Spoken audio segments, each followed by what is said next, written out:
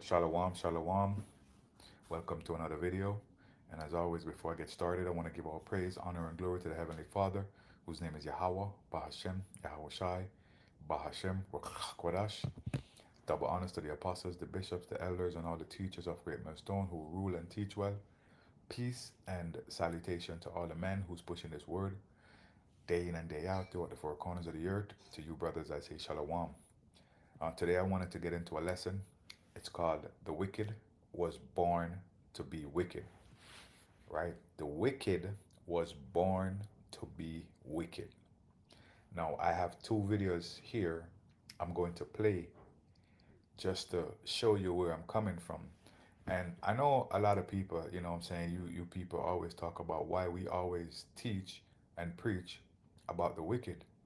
Well, we have to teach and preach about the wicked because a lot of you people, you Israelites, you don't know who the wicked is, right?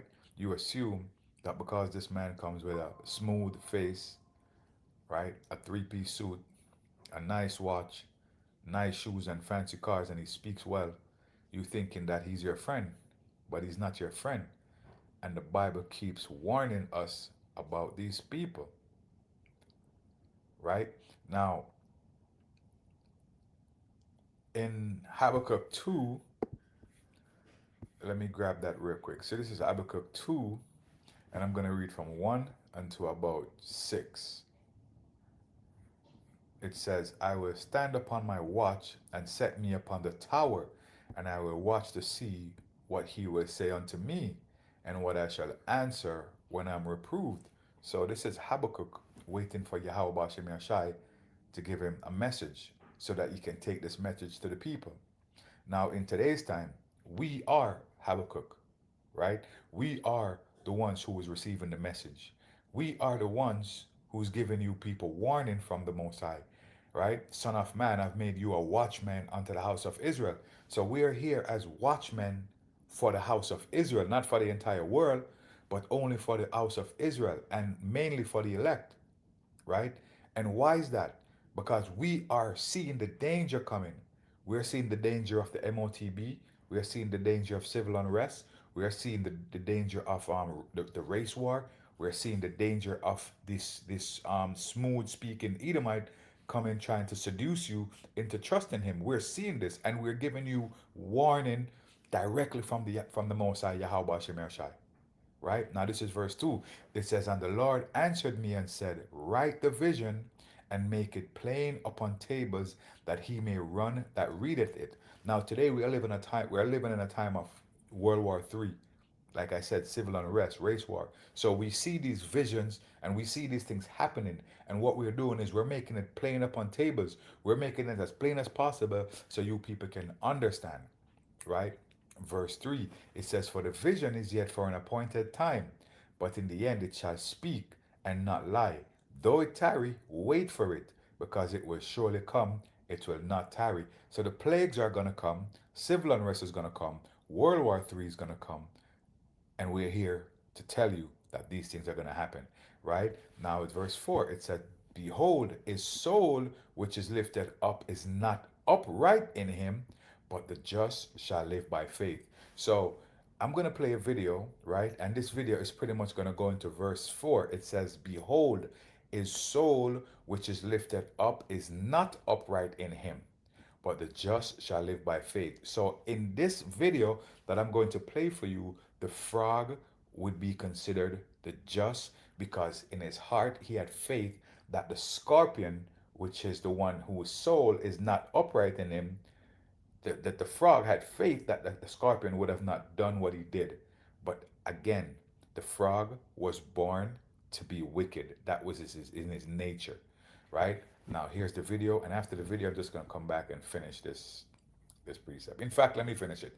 It says, yea, also because he transgresseth by wine, he is a proud man, neither keepeth at home, who enlargeth his desires as hell, and is has death, and cannot be satisfied, but gathereth unto him all nations, and heapeth unto him all people. So we're going to use this verse 5 here, and this is going to represent the scorpion, right? Here we go. One day, a scorpion stood at the edge of a wide river. He wanted to cross but couldn't swim. Just then, a frog hopped by. "Frog," the scorpion called out, "would you carry me across the river on your back?" The frog looked at him suspiciously. "But you're a scorpion," he replied. "You might sting me." The scorpion shook his head. "If I sting you, we'll both drown. That wouldn't make sense, right?" The frog thought for a moment. The scorpion had a point. "Okay," he said, "climb on." Halfway across the river, the frog suddenly felt a sharp pain in his back. The scorpion had stung him. "Why did you do that?" cried the frog as they both began to sink. "You'll die too." The scorpion sighed and said, "I couldn't help it, it's just in my nature." Moral of the story, be careful who you trust. No matter how convincing their words may be, their true nature will always reveal itself. Yes, so I want to grab this precept real quick. So be careful who you trust, right? It doesn't matter how they come to you. Smooth saying. Psalms 55 and 21. The words of his mouth were smoother than butter, but war was in his heart. His words were softer than oil, yet were they drawn swords. So you can apply this to Esau Edom, right? Because that's how they come to you. They come to you with soothsaying. They come to you speaking, you know what I'm saying, uh, softer than oil, smoother than butter, for you to trust them, right? But then once you trust them, then they devour you, right? Real quick, let me go back to this real quick. Ecclesiasticus 12, and this is 10. Never trust an enemy, for as iron rusted, so is his wickedness. Meaning, even though you don't see his wickedness on him right now when he comes and befriended you, but a year from now, 2 years from now, his end is to take you out, take your place. They are jealous of you. Here it is that these people have the entire world in the palm of their hands, but yet they're still jealous of you, Jake.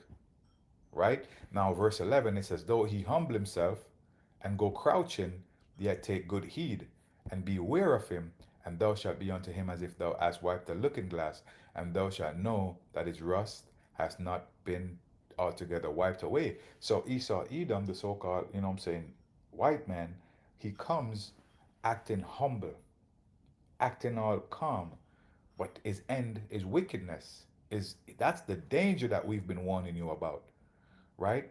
Now, why do I say this? Why am I saying this? First of all, let's go back a little bit. Don't take this as Esau, Edom, the only one who is wicked. Jake are wicked too, right? You can't trust anybody who doesn't fear the Most High. We know Esau, Edom does not fear the Most High, because if he did, a lot of wickedness he wouldn't be doing right now. Jake, if Jake don't fear the Most High, right, he's not going to keep the commandments of the Most High. So Jake will rob you, they will steal from you, they will kill you, take your woman, sleep with your woman. All of these things Jake will do. So this precept does not just go for Esau, Edom. It goes for Jake too. So basically, never trust thine enemy. So if these people are not in the truth, if they're not following Yahweh Shem Shai, don't trust them. They are your enemy. Make sense? All right, verse 12. In fact, I'm not even going to get verse 12. I want to go back over here real quick. Now, I want to play another video. So the first video is the lead, is the build up to the second video. Remember, you had a frog, right, who can swim, who can cross the river, right? But now you have a scorpion who needs to get across the river. The scorpion asks the frog, "Can you help me out?" The frog was like, "Yo, you're wicked.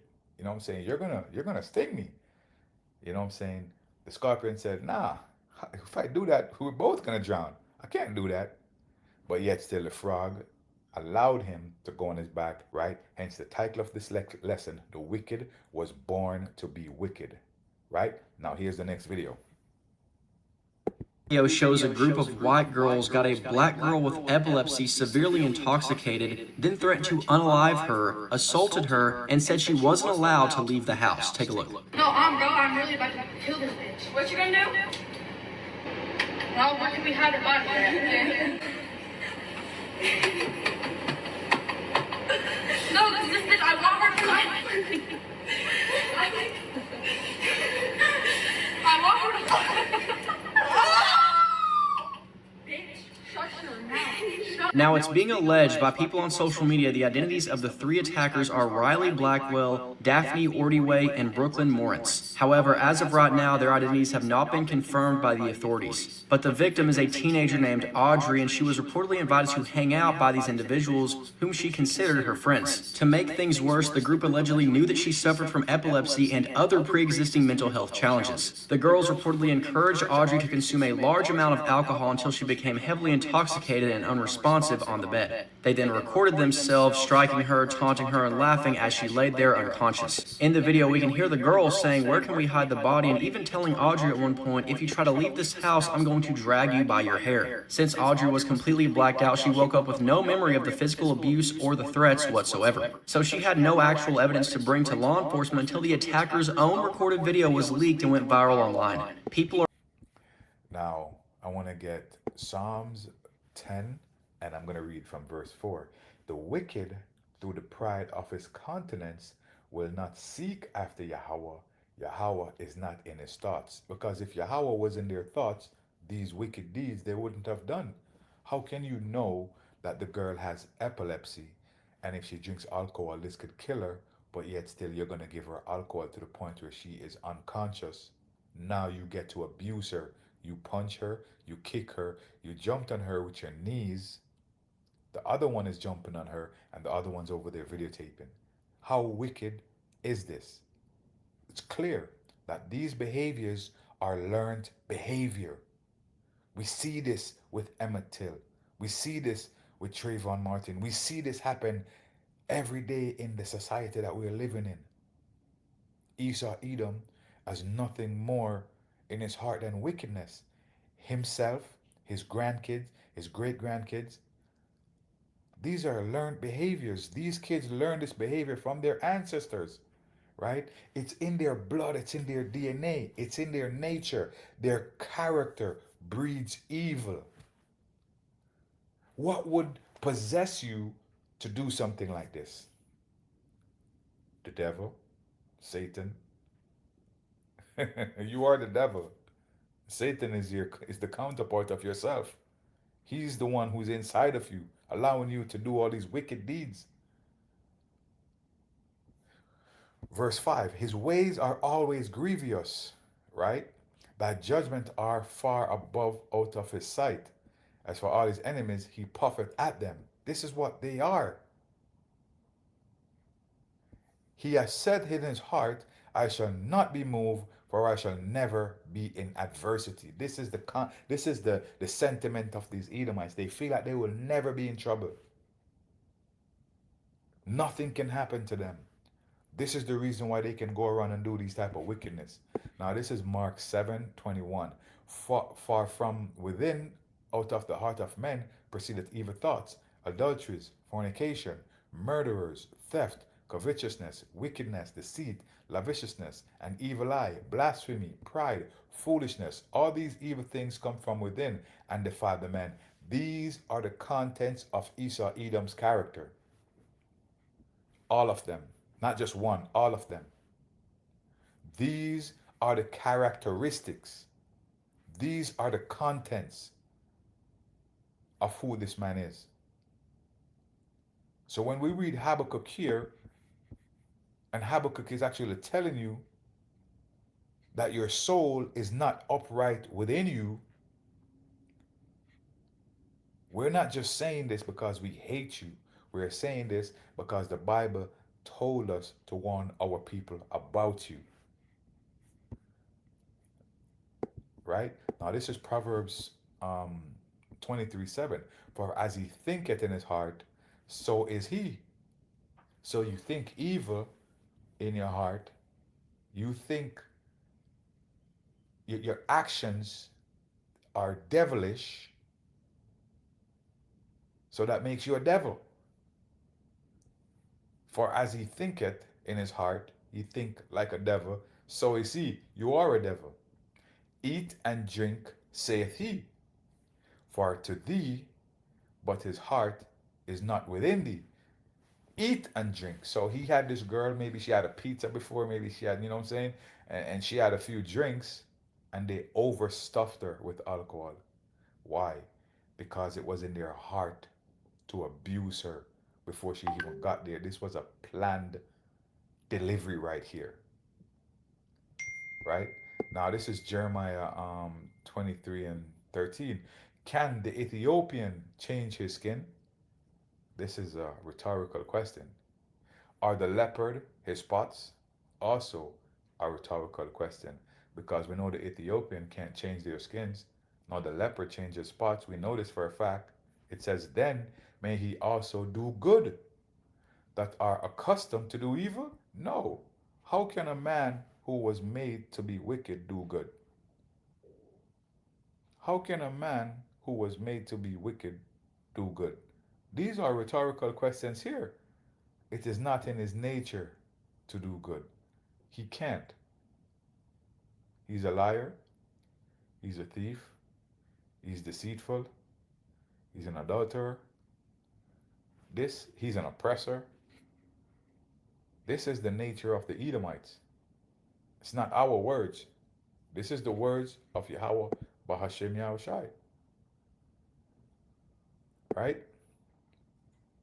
So when you see these people do these type of things here, these type of things here. What you gonna do? Well, where can we hide the body?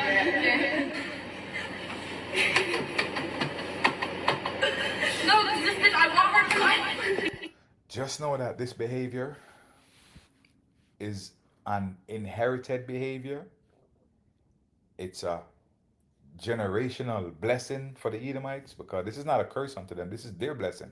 Their blessing is to be wicked, right? An inherited behavior, a blessed behavior, right? This is their blessing, right? This is the sentiments of these Edomites. So no matter who you are as an Edomite, you are always going to be the wicked the Bible speaks about. You're always going to be the devil, right? And we see you as such.